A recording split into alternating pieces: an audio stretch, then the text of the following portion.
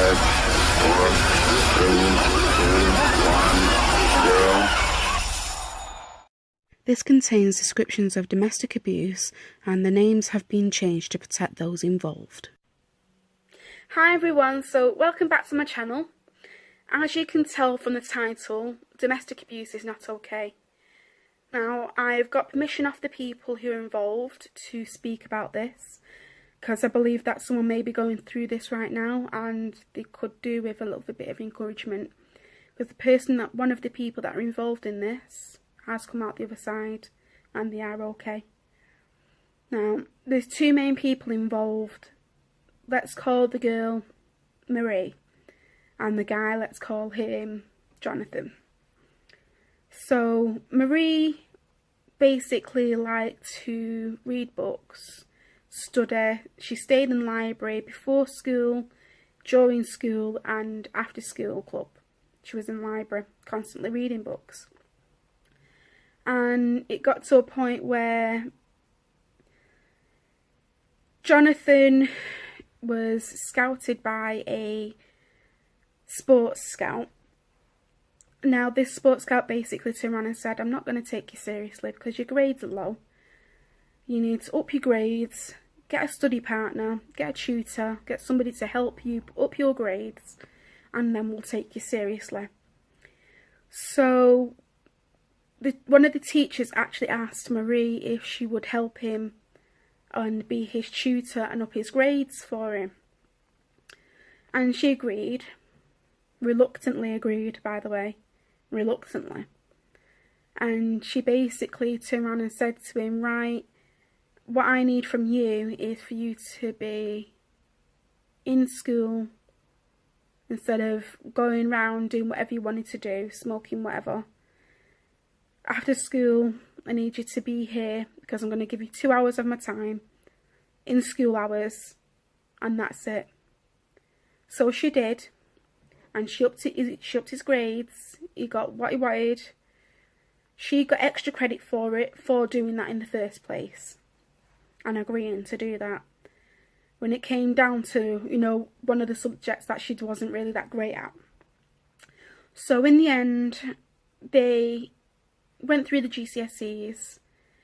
As Marie was going through her last GCSE, she got a phone call to state that one of her grandparents had actually passed away. It was her grandmother, and she was actually in the middle of an exam at the time. So she finished the exam and went straight to the hospital where her grandparents were.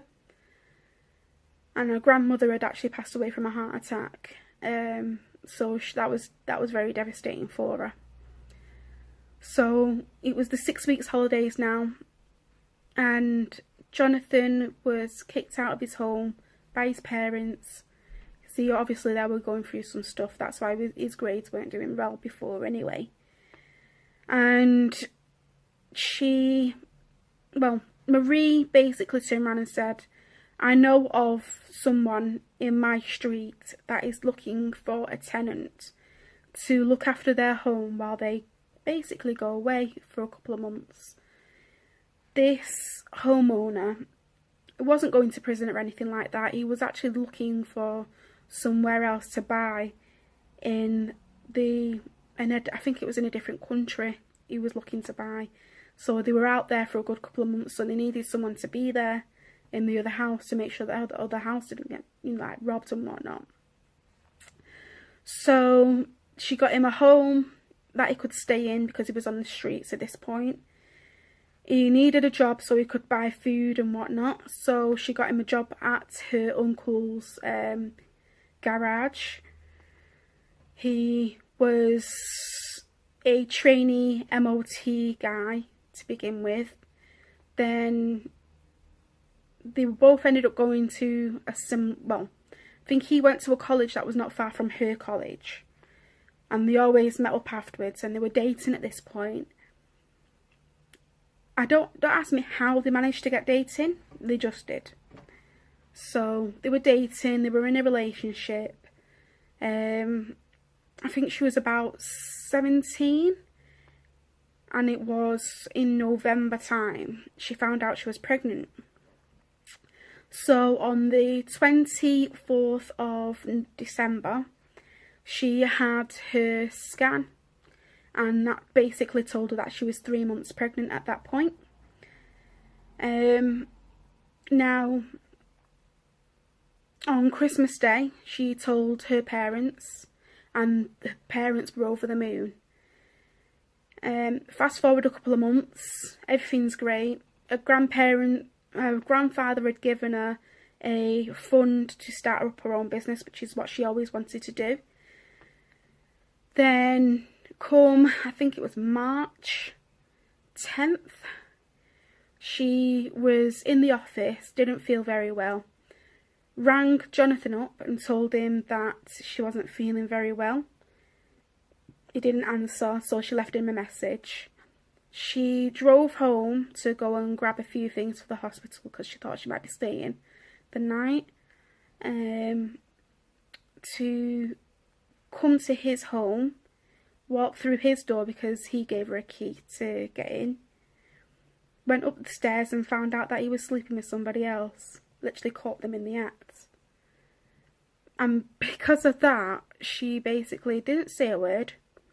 She picked up her hospital overnight bag and walked back out again. As she got down to the bottom of the stairs, Jonathan flew down the stair to try and stop her from leaving. She basically told him that she needs to go to the hospital, she's not feeling very well, and she'll deal with this nonsense when she gets back. And he wouldn't let her go. So she went round the back and went through the back, round to a car, and then got in a car and drove off. She came back that same day, stayed at her parents' house, told her mum and dad what happened. Her dad was furious, absolutely furious. With nobody seen him. Then, I think it was a couple of hours later, it must have been about 11 o'clock in the evening. Everyone was in bed. She got a knock on the door. She woke up because she obviously needed to go to the toilet. Answered the door, and he's there stood at the door crying his eyes out, this, that and the other, with blood on his hands. She's there confused. He tried to kill himself. He tried to slit his wrists. So she let him in, and she went to go and get the first aid kit. When she went to go and get the first aid kit, instead of him being in the hallway, he was in the kitchen near the utensils, and she's like, "What are you doing?" And she's like, and he was like, "Oh, I was trying to find the first aid kit." And she's like, "I've got the first aid kit." She's like, "Why are you trying to..." She basically said, "Why are you trying to kill yourself for, over the fact that I'm leaving you, because you can't keep, you can't keep it in your pants, basically." And he was like, "I can't live without you, I can't live without you, blah, blah, blah." So she reluctantly went back to his house with him. Told her parents that she's going back with to his house, and that she'll be back in the morning. Now, it got to the morning time. He went to work, she packed the rest of her stuff and went back to her parents' house. Then came back to the house so she could talk to him. Within the matter of 2 hours of her being there, and he's there talking to her, she gets a phone call off her mother, and her mother's like, "There's police at my door." So she goes to her parents' house with Jonathan, and she's wondering why there's police at the door searching the house. There's a police warrant basically turned around stating that there's drugs on the property. Now Marie's like, "There can't be any drugs." Like, "What are you talking about? The only drugs that there are the prescribed ones for my mother." Because her mother was disabled, basically. Her mother's in a wheelchair. So Jonathan's got a bit of a smirk on his face. Marie stood at the archway of the door. Then the police officer finds drugs in the kitchen where he was stood underneath the drawer. and her dad gets arrested. Because her dad's getting arrested and all this is going on, she starts hemorrhaging. And she's like, I'm not feeling well, and literally the blood drains from her face and she goes grey. And he stood there giggling his head off. But then Marie turns around and says, as she sits on the floor and the female police officer is looking at her as the blood's draining from her face, and then the police officer says, are you okay? And she goes, no. And as she goes, no, then this blood starts pouring out between the legs. And at this point, she's like, there's something wrong with the baby. So the police stop the search, phone the ambulance, then continue the search. They just find that one bit of drugs there in the kitchen. But what Jonathan didn't anticipate was the fact that they found all of his fingerprints all over it. And there was bloody fingerprints on the drawer handle, as well as underneath. And basically, her mother turned around and said that he came in last night, apparently had slit his wrist, he had blood all over him, and was trying to get Marie to come back with him even.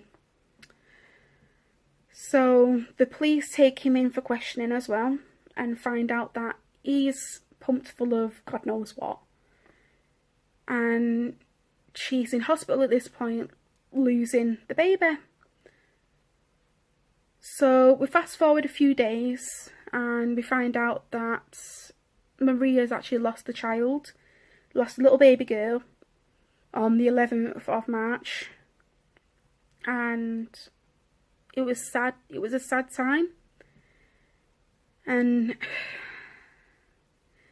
the hospital released her 2 weeks later because she got infections as well, after she had to give birth to a still child that was healthy 3 days beforehand, and she was fine literally a few days before, because she actually had a checkup a few days before. And it got to a point where when Marie got discharged and sent home, Marie kind of had a little bit of a breakdown, where she just couldn't cope with anything, and the only way she could cope with something is by getting out of the country. So her mother and father, at this point her father was released. He was released of all charges. No charges were taken against him at all. And Jonathan was released as well, pending further investigations. So as Marie was just about to leave, she remembered she left a passport in his.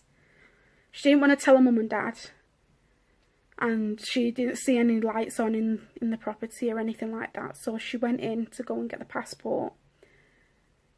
He was there waiting for her on the stairs as she walked in, grabbed her, dragged her down the stairs to the basement and tied her up and gagged her. He had kidnapped her for 4 weeks and fed her nothing but fast food for 4 weeks. Her parents thought that she had gone to France to go and visit family. And it's just a tragic story, because everyone thought that she was, you know, in a B&B or somewhere like that. She was just travelling and doing what she needed to do, because he actually had hold of her phone and was texting the family and telling the family that everything's fine. I'm just in this place. I'm going to go and travel to this place. I'm going to go this place. I'm going to see the world, blah, blah, blah. And he's booking tickets to different places with her credit card at this point. So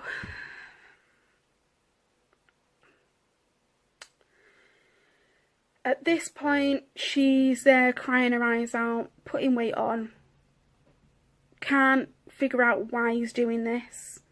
Can't figure out why he wants to hurt her in such a way.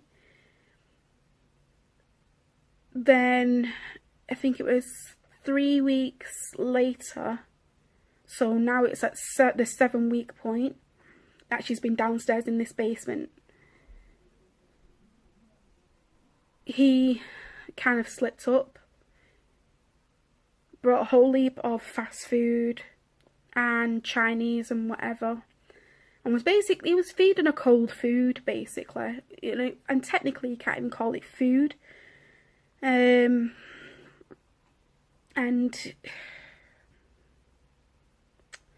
oh, this is hard.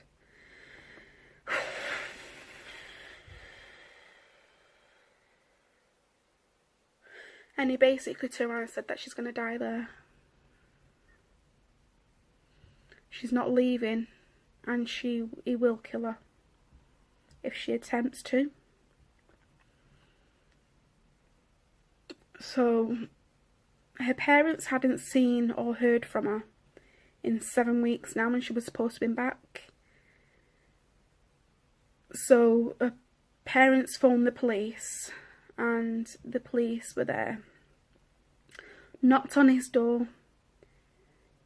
He turned around and said he's not seen her since the whole ordeal of her losing the baby. One of the police officers, which was actually a female police officer who looked like her, noticed her passport was on the stand on the stairs, and her bag was underneath the stairs, and her coat was there, and it was the same coat that she was supposed to have left with.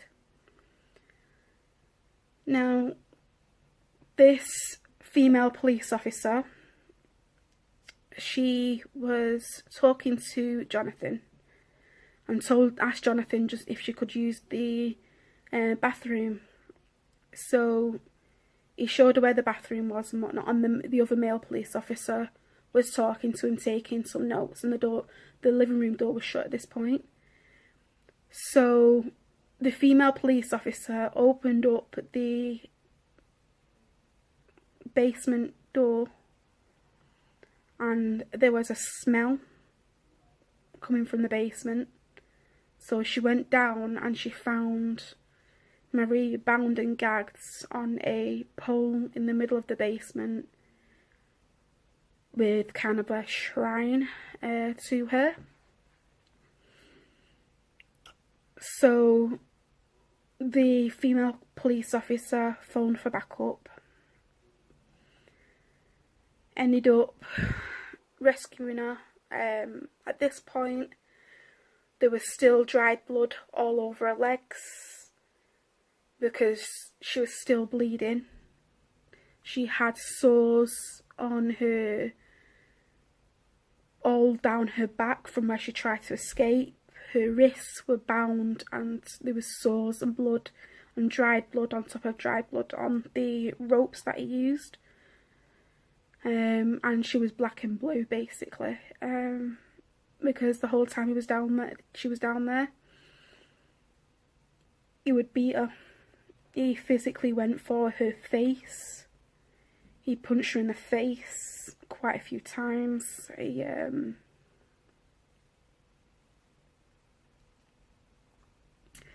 He kicked her in the hips to break her hips. He broke her legs.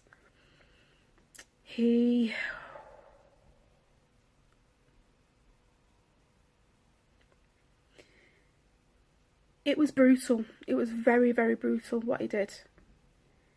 And all she ever did was help him, and that's what she got in return. So this police officer, with other police officers with another backup, had him in the living room while she was being rescued. He was in the process of being arrested again. As the female police officer came up the stairs with Marie, he pushed the female police officer down the stairs, ran down the stairs, and started kicking the police officer.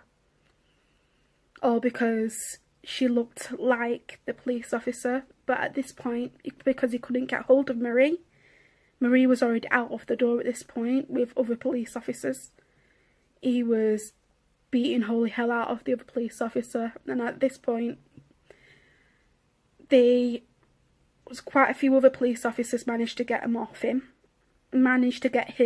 her even, and arrested him. Then it all came to light, because Marie's mother was there in the garden, and this whole ordeal happened. And she managed to see her mum in 7 weeks. She didn't even get to leave the area. And the mother and Marie were crying. Marie had to go back to the hospital. She had to have a rape kit done, which they found out that he raped her a number of times and beat her a number of times, and abused her in such a way that is absolutely unimaginable. And it's shocking. And there was a trial. He was convicted of quite a few different offences, including assaulting a police officer, rape, quite a few other things. And he was sentenced to 27 years in prison. And to be honest, she's healed. She is a beautiful person. She has used that experience not as something to damage her, but something to make her stronger.